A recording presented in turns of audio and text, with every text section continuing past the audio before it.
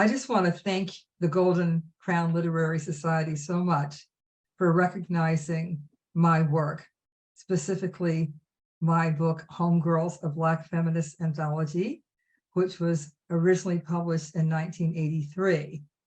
And as you know, it has received the Lee Lynch Classic Award. And that word classic, when it is associated with the work of any writer, is an incredibly wonderful word. One of the things that I sometimes ask as a former teacher of literature, I ask, how does a work become a classic? What's the definition of a classic? And to me, it's not books by old white cisgendered men, but a classic to me, and by anyone, is a book that lasts, that people still want to look at and read many years after its arrival. And it has something to do perhaps with the quality of the work, but that longevity is also very important too. And what I wanted to share with you were some things about the history of Homegirls, a Black feminist anthology that people might not know. This is the 40th anniversary year of the book having been published. And it was published by the publisher that I was a co-founder of, Kitchen Table Women of Color Press, which did as much as we possibly could to uplift the voices of women of color, and also, as we called ourselves at that time, lesbians of color. There are a lot of terms now that we use for our queer communities. It's a word that some people still don't care for, and it is a kind of, what do they call those words that cover a lot of different kinds of people. But in any event, as I said, back in the day, we were known as a lesbian feminist of color press that was open to publishing writing by all women of color. And Homegirls was one of the first books that Kitchen Table published. And I'm going to hold something up. This may not be very friendly for visuals, but I'm holding up a copy of my collection of Conditions 5, the Black Women's Issue. And it was published in 1979, kind of shifting it around. It was published in 1979. I co-edited it with Lorraine Bethel.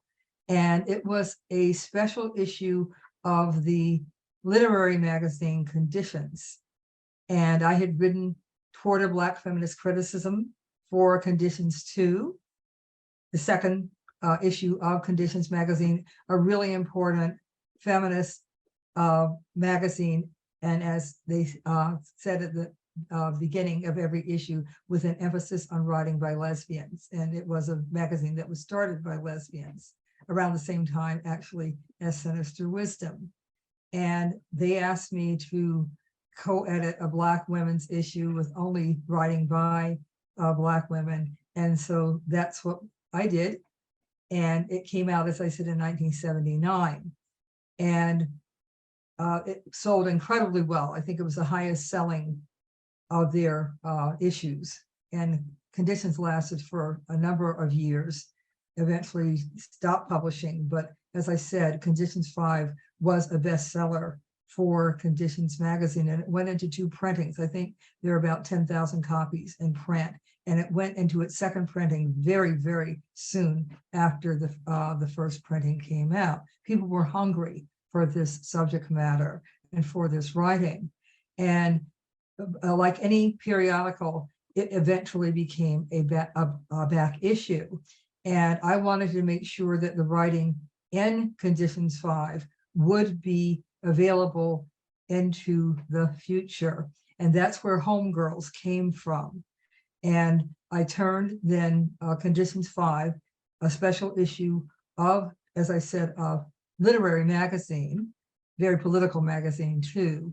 I turned that into a book, and that is Homegirls, a Black feminist anthology that the society is recognizing, which makes me, as I said, feel so honored and just happy to have that be seen in that way.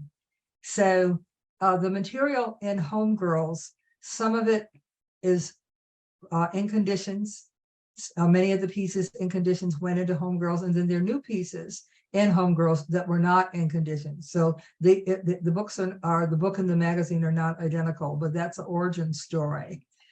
And I want to now read from the preface to Homegirls, a new preface that I've written, because there is going to be this fall, the fall of 2023, there's going to be a 40th anniversary edition of Homegirls. 40 years ago, who knew?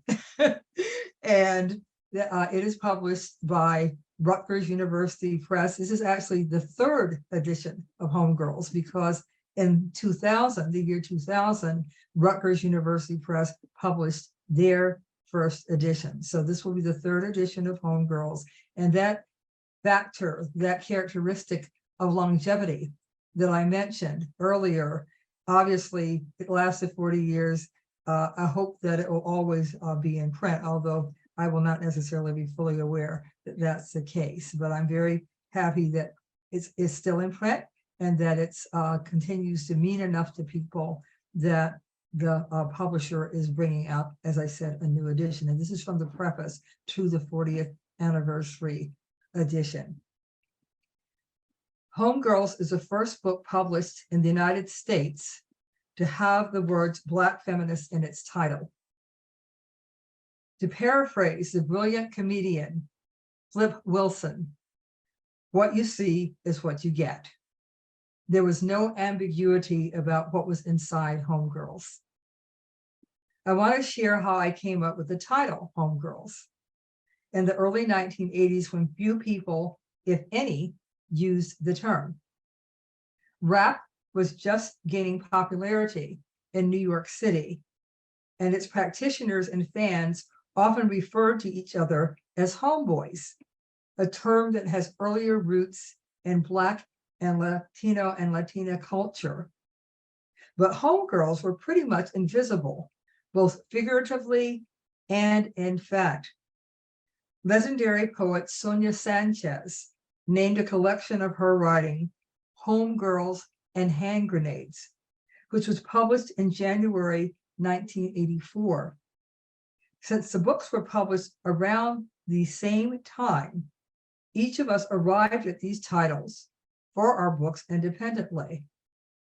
For me, naming the book Homegirls was another way to insert Black women, specifically Black feminists and lesbians, into a recognizable Black social and cultural milieu.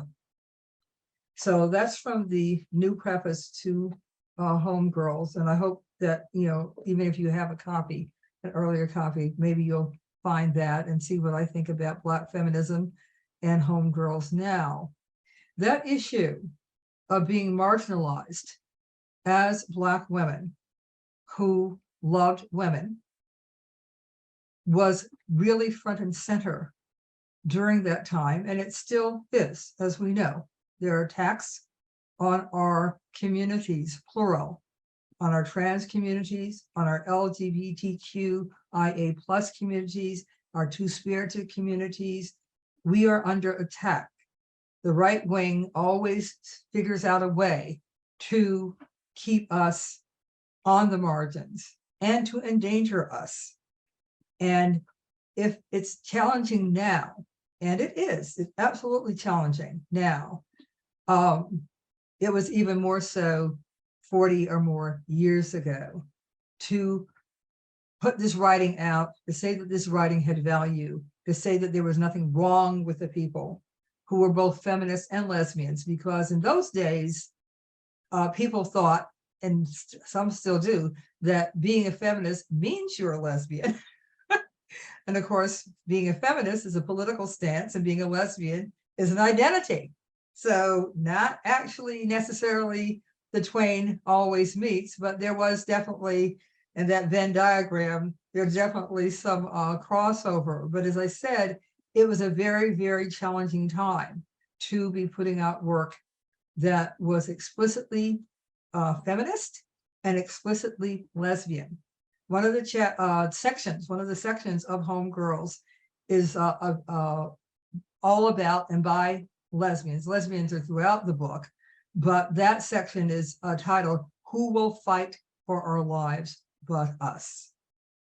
And I've always had those kinds of perspectives about truth-telling.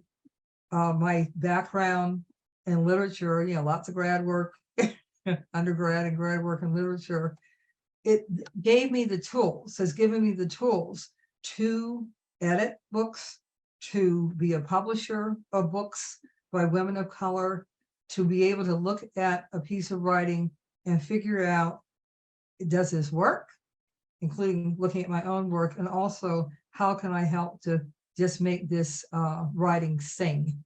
So as I said, I feel really privileged to have worked with the authors that I've worked with, including the ones in Homegirls, and also to be able to fly in the face of what was expected of people who were respectable and people who were towing the line around patriarchal, heteropatriarchal perspectives about what people identified as women should be. And I really just want to say thank you again to the Golden Crown Literary Society and to Lee Lynch, who I understand I got the impression that indeed she has something to do with the fact that this award exists. And I just want to thank her and all the others who have been honored by the society, who have been at the forefront of doing this work and getting this work out. Because another reason that a book becomes a classic is because someone wants to read it. And therefore, readers, you listening, and I know that writers are listening too, you're a part of why this book that I've been privileged to be connected to has been recognized. And I just want to hold up the award. I just opened the package a few minutes ago. It arrived by mail, this beautiful award, and just express my deepest appreciation. Thank you so much.